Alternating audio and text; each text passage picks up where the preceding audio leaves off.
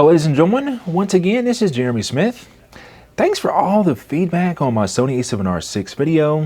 One question that has been continuing to come up is the question of the memory recall banks.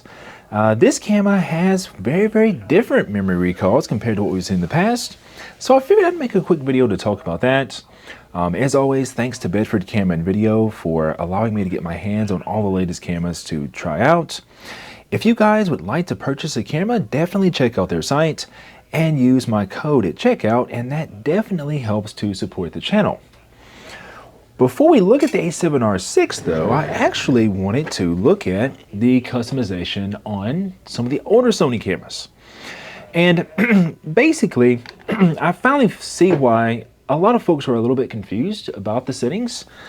Because this looks quite a bit different on the A7R6 versus older models, but I thought I would go ahead and talk about how to do not only customization on the A7R6 but also on the older models too. If we think about the memory recalls, you guys can see how on this A7IV there are actually going to be three different options up here at the top. You can see you have custom bank 1, 2, and 3, to where you can recall all the settings, or rather I should say memory recall 1, 2, and 3. Basically, you actually don't have just 3 of these. If you have a newer Sony model that has this toggle to go between still and video and S and Q, you effectively have 9 of these recalls, because basically you have a recall for each position. So basically you can have 3 for still shooting, 3 for video shooting, 3 for S and Q. So that's how that works out. Okay, so there's basically a couple ways you can do this, and I'll kind of give you guys an example of how you can do it in both ways.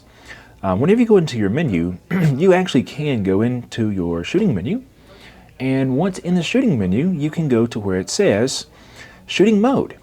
And under shooting mode, you have your recall settings. Now you can actually go ahead and set the camera the way you want it. From here, if you want to, you can go down to register custom shoot set. And as I mentioned, I now understand why people are a little confused on the A7R6, and so we'll talk about that in a moment. But yeah, you can go in here to this setting and you can see how it says recall custom 1 and 2 and 3. So once you go to these, you can actually choose which things you want to be part of your recall. If you want something to not be part of the recall, all you have to do is just uncheck it like this. And if you want to go in and change something to a specific value, when you go over to the right like this, you can go in and say, okay, I want the ISO to be 100, for example, and that will be part of the recall. So that's one way of doing this, but I actually don't do mine this way. I tend to do mine the other way. And I think this way is actually going to be better on the A7R6, as you guys will see. What I like to do is, I like to go in and set the camera up to where it's set the way I want it, and then I save the recall. Now, a lot of your common settings, like your memory card slot configuration, as well as your image quality, is going to be part of the recall. So, you know, if you shoot RAW, if you're shooting dual cards or anything like that, you want to go ahead and get that stuff set first. So on this A7IV, I'm going to go ahead and put it over on the type of RAW I would normally use and go OK there. And we're just set up to 1 card slot right now, which will be sufficient for our test. So what happens for me, and of course you can use this a lot of different ways, but the #1 area in which I use recalls is when I'm shooting events. And so a lot of times I'll be shooting an event in low light at very wide open aperture, typically in manual mode. So I'll be something like, 2/8, and usually I shoot at about a 400th of a second to avoid any type of what I call micro blurs. And the ISO is usually something high. So something like this is about where I would start. And I'm typically also shooting in continuous servo focus. And I'll have the face and eye detection set to human.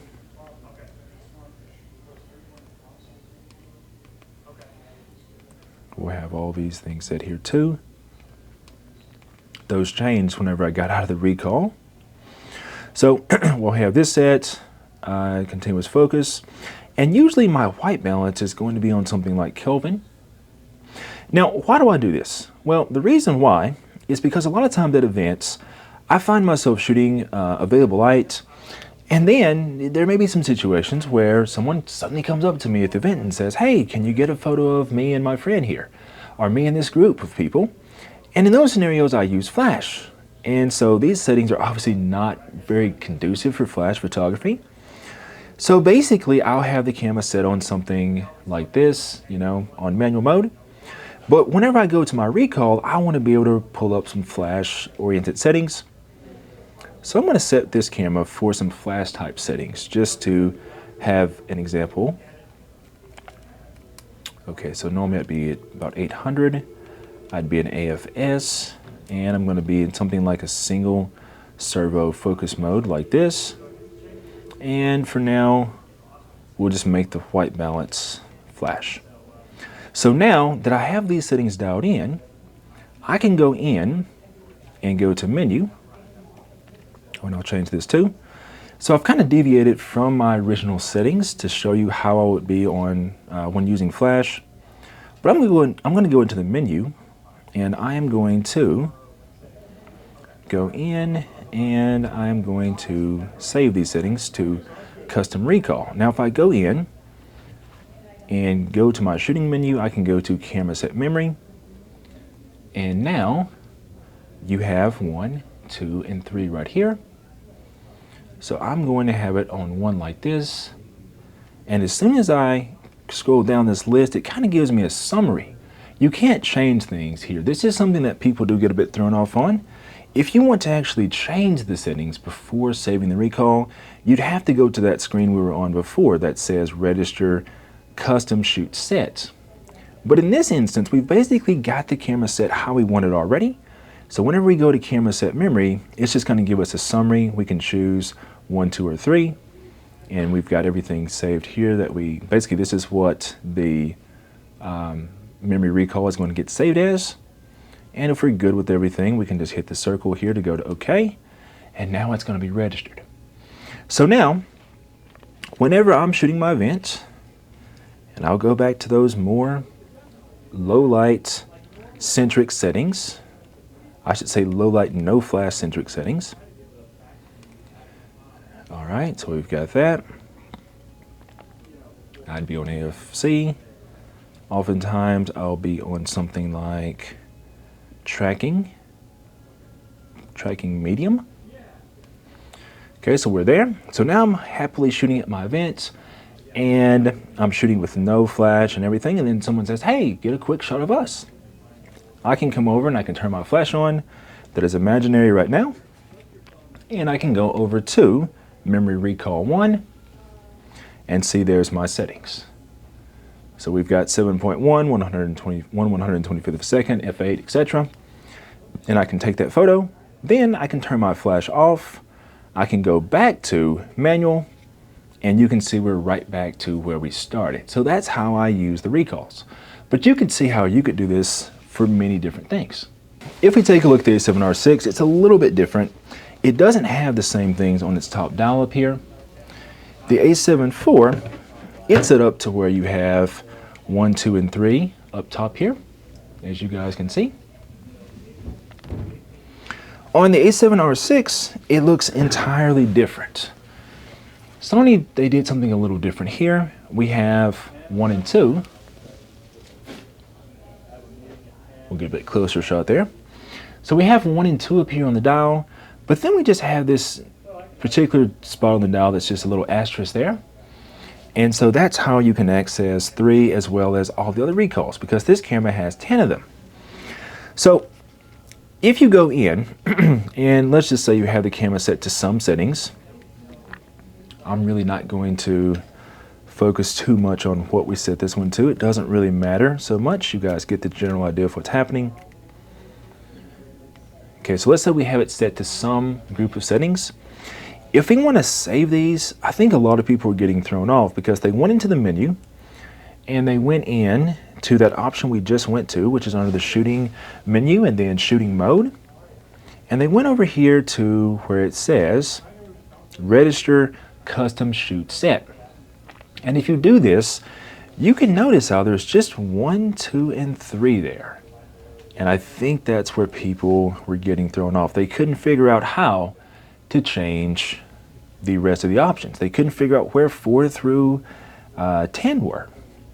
So this is where my method of setting the camera makes a bit more sense, because if you go up here to where it says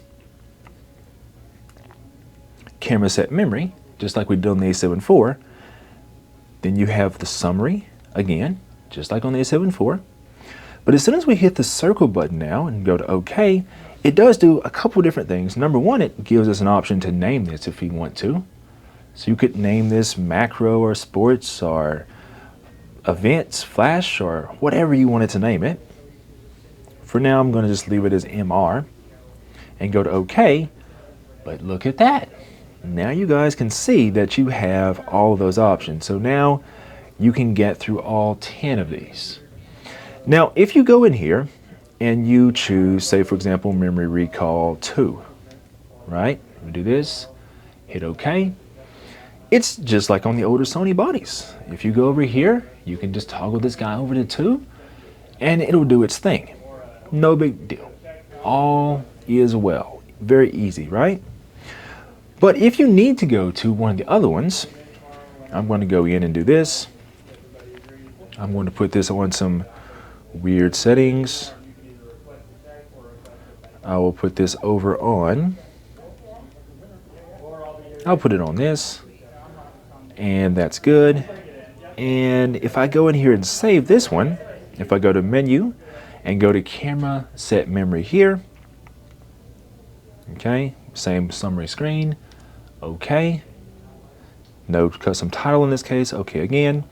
And you can see that I could put this one someplace else. I'm going to put it on number 7. There it is. So to get to number 7, obviously there's no 7 up here on the dial. To get to any of those additional memory recalls, we have to go in here, and I'll just go back and put this white balance on something different so you guys will be able to see a visible change. To get to recall number 7, you have to go over here to this asterisk menu. So as soon as we are on the asterisk, we can now recall this setting. But it is a bit more convoluted slightly because you have to go into your menu. And in here, there is going to be an option that says, let's see, what does it say? Oh yes, it's this one right here. It says shooting mode. And now you can see if I go down to shoot mode here, now because we're on the asterisk position, we can go through all these other options. We can change our regular modes as if we were turning the dial, but we can also go down to our recalls. So I could, sure enough, go down to memory recall 7, and then there it is. So that's where you are there. Now, what if you don't want to have to do that every single time? Well, for those of you that have seen my video on the A7R6, you guys know that I'm kind of indifferent about the illuminated buttons. Now, technically, you can go into your custom functions and you can program any button you want to do this.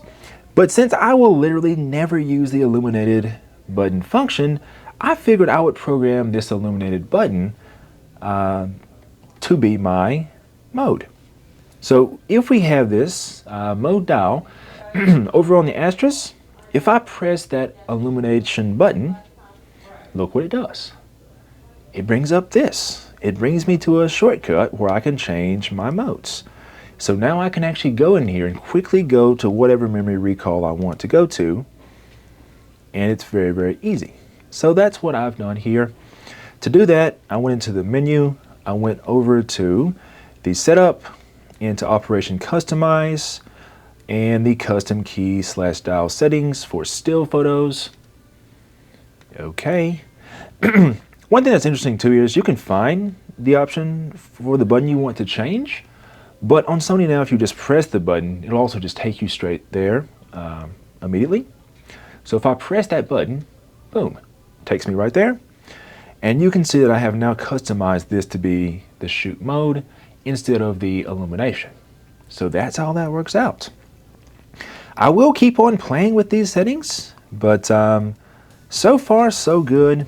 I do like having more recalls on the A7R6, But if you don't have an A7R6, if you have one of the older Sony bodies, this video will be useful for you as well. As always, guys, if you have questions, write me in the comments below. Thanks once again to Bedford Camera and Video for allowing me to get my hands on these cameras to show you guys. And don't forget to give this video a thumbs up if you like it, and be sure to subscribe to the channel for all the updates. Until next time, this is Jeremy Smith, signing off.